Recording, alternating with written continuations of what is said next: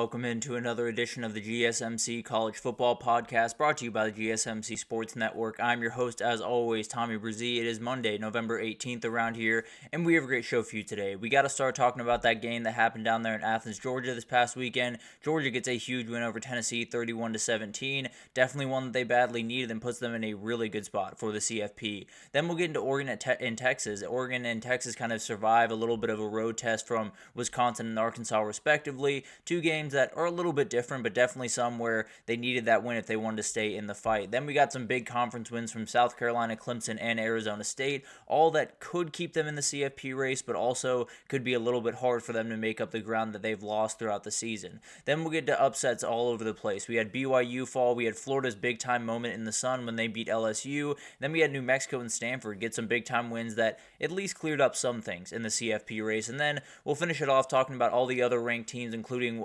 and then one more big game from the Big 12 this past weekend. Definitely want to do a little bit of a whip around before we end here. But before we jump in, I do want to remind you all we get tons of questions and comments throughout the show, and the best way for you all to get your question on the screen, we can have a fun back and forth here, is to use that super chat at the bottom of the chat on the Sports Network page. Click on that $, add any question, comment you'd like. It'll pop up on the screen, and we can have a fun back and forth here. Definitely want this to be as interactive as possible, so utilize that. Also, GSMCPodcast.net is still up and working and works the exact same way, so utilize either of those if you'd like. But let's jump into the big game of this past weekend.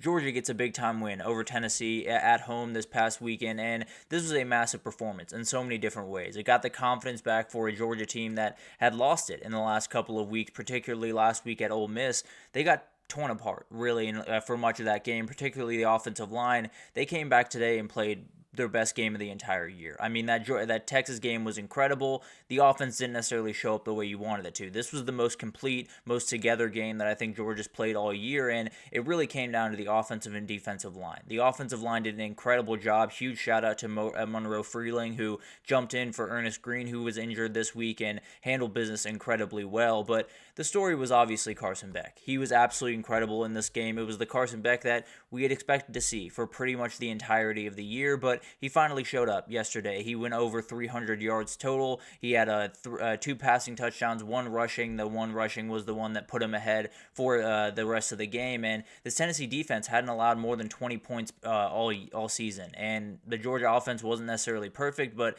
they had a success rate at a rate that was just not anywhere close to what other teams had done against Tennessee. So Tennessee opened this game on a 10-0 lead, and really at the end of the first quarter kind of felt like that Ole Miss game in some ways. It really felt like Georgia might just not have it today. That defense for Tennessee might just be a little bit too much for them. The drops were coming in early for Georgia, but then from that way forward, it was Georgia's game. They were absolutely dominant, and the tight ends really were a big part of that for really the first time this year. They've had different moments here and there. Lawson Lucky has been a part of the offense at times, but overall hasn't necessarily been the production from that group that they usually get at Georgia. Well, Oscar Delp, Ben Urasek, and Lawson Lucky really picked up the slack. 10 catches, 132 yards, 2 scores to Oscar Delp early in that game, and definitely huge for this offense. When you can get those tight ends involved, it takes a little bit off these receivers that aren't quite as talented as you're used to at Georgia, so definitely a lot that you're going to have to put on them down the stretch, and they were able to answer the bell in this one. So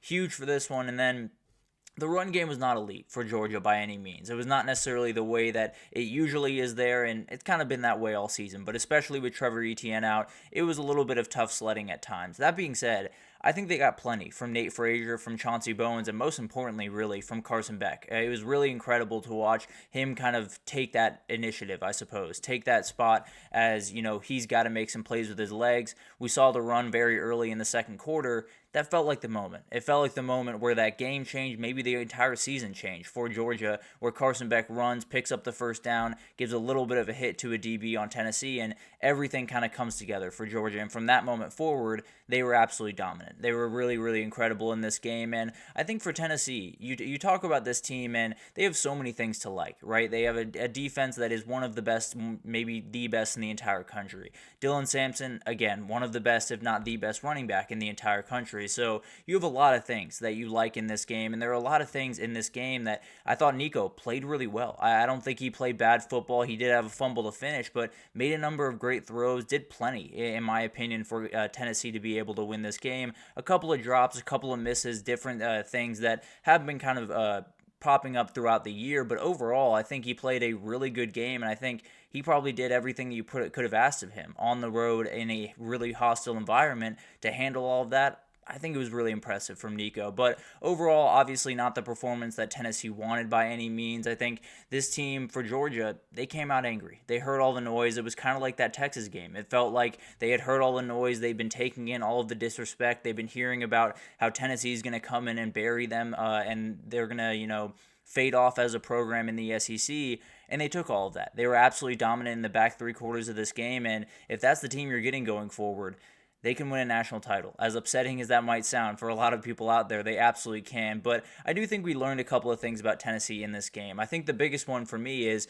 if that pass rush is not getting home, if they're not able to have the effect that they usually can have, this pass defense can be had. It's not necessarily a bad pass defense or one that's going to get absolutely torn to pieces every single time they play, but that pass rush has a huge amount to do with how good they have been against the pass. So definitely something to watch as you move forward. If offensive lines are able to hold up against them, are they able to push the ball downfield the way they want to? And we'll find that out in time, but this was the game that Georgia's been waiting for in a lot of different ways. You were at home, a great win at night in front of your fan base that was on fire on Saturday, and it was at times, it was led by the offense, which is kind of the biggest thing here, where you've had a team that if the defense wasn't going to play incredible football, which they did in this one, but they didn't necessarily have to. They could have given up 30 points and still been able to win this game. So I think it's a lot of confidence going forward to feel like the offense can pick up their slack. And the defense, when they're not, they absolutely can win games for you like they did in Austin earlier this year. So I think it's one of those